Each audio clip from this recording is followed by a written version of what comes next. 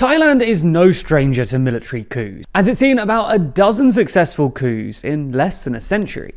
In fact, in the past 2 decades, there have been 2 military coups in Thailand, and now fears have been raised that the country could be heading for a third, as a tense border dispute with Cambodia, an explosive leaked phone call, and political machinations have plunged the Thai government, particularly Prime Minister Paetongtarn into crisis. So in this video, we're going to explain the turmoil in Thai politics, and the risk of yet another coup.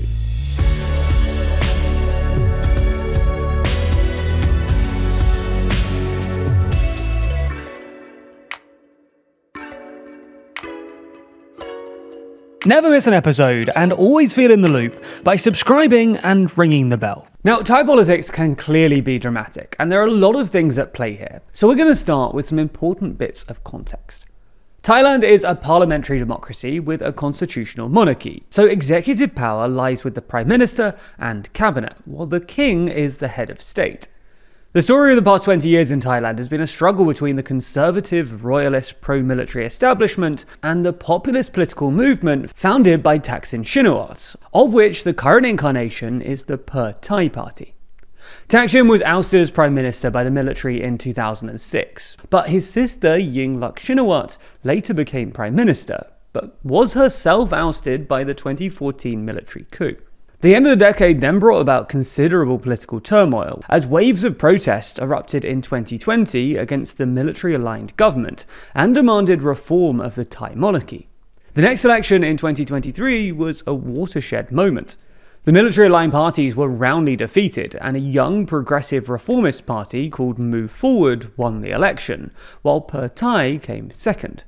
Move Forward brought together a prospective multi-party coalition, including Thai, but were unable to actually form a government, as despite its lower house majority, it didn't have enough support in the Senate, which at the time was made up of military-appointed lawmakers. Then, in a major turnaround, Thai took the lead on forming a government, dropped Move Forward, and instead teamed up with a coalition of several military-aligned parties, and other conservative ones, in what appeared to be a grand compromise between Thai and the conservative establishment. A move decried by many as a betrayal by Thai.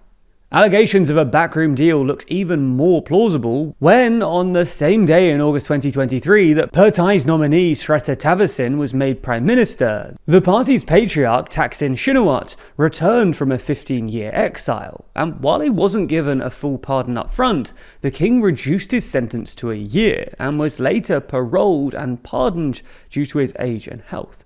In the meantime, the Move Forward party, confined to the opposition by the so-called Grand Compromise, faced a series of legal challenges and was ultimately dissolved in August 2024 by the Constitutional Court that ruled that the party's campaign to change Thailand's strict royal defamation, or lèse majesté laws, amounted to an attempt to overthrow Thailand's constitutional monarchy. Move Forward's successor following the dissolution is the People's Party, which remains the largest opposition party. Anyway, also in August of last year, and we promise we're nearly at the current day, Prime Minister Thavisin was removed from office for an apparent ethical violation and was replaced by Paetongtarn Shinawatra, the then 37-year-old daughter of the ex-Prime Minister and Thai founder Thaksin Shinawatra, who many say still pulls the strings in the party.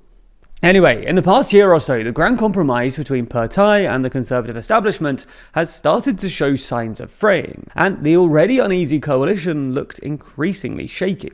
For example, Thaksin was indicted last year under lèse majesté laws for comments that he made during an interview with a Korean newspaper nearly a decade prior. The Associated Press last year reported that some analysts saw the new prosecution as a warning from Thaksin's adversaries that he should tone down his political activities since returning home. Additionally, the coalition came under strain when Thai lawmakers tried to pass an anti-coup law in December, which would have increased oversight of the military, but was withdrawn amid backlash from conservative parties both inside and outside of the coalition. And so that brings us to the dramatic events of recent weeks. A long-running border dispute with Cambodia flared up in May, and a skirmish resulted in the death of a Cambodian soldier.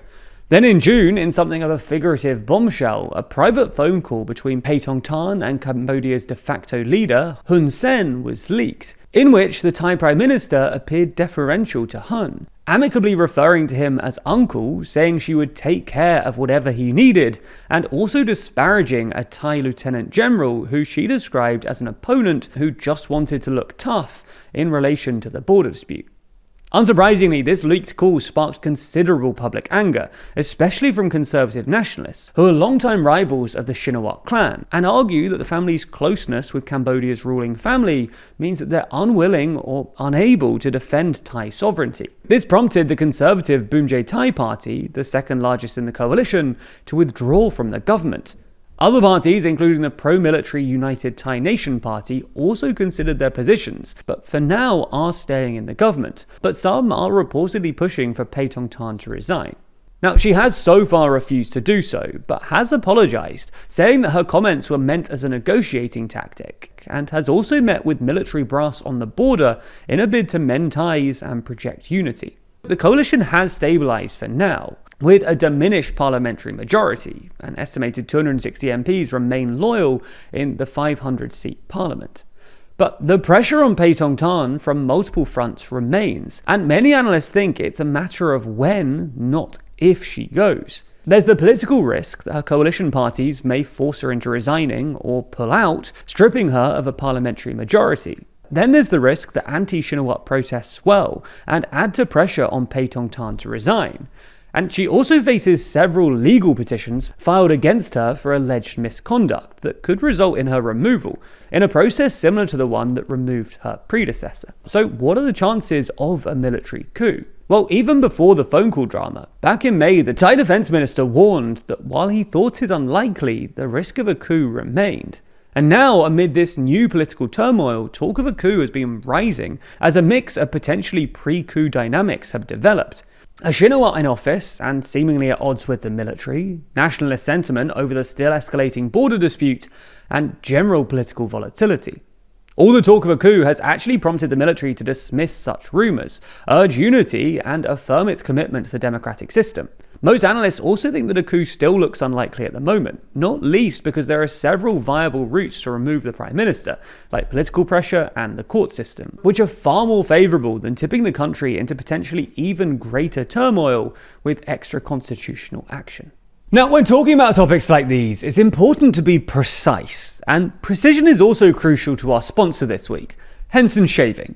Henson's AL13 razor, which they produce at their aerospace machine shop, perfectly holds blades at a 30-degree angle and extends them only 0.0013 inches, less than the width of a human hair, which means incredibly tight tolerances, very high standards, and superb precision, offering a much healthier shave compared to the overpriced plastic razor cartridges.